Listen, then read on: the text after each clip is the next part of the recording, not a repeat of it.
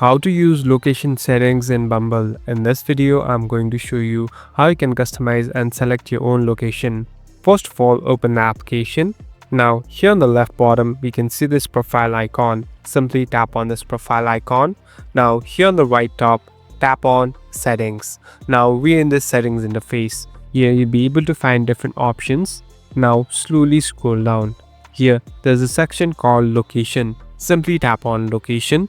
So this is the place where you can customize and change your location. So you can do it by traveling or being in different places. You must basically just turn on the settings and turn on location services. This will automatically detect where you are and you'll be able to change the location too.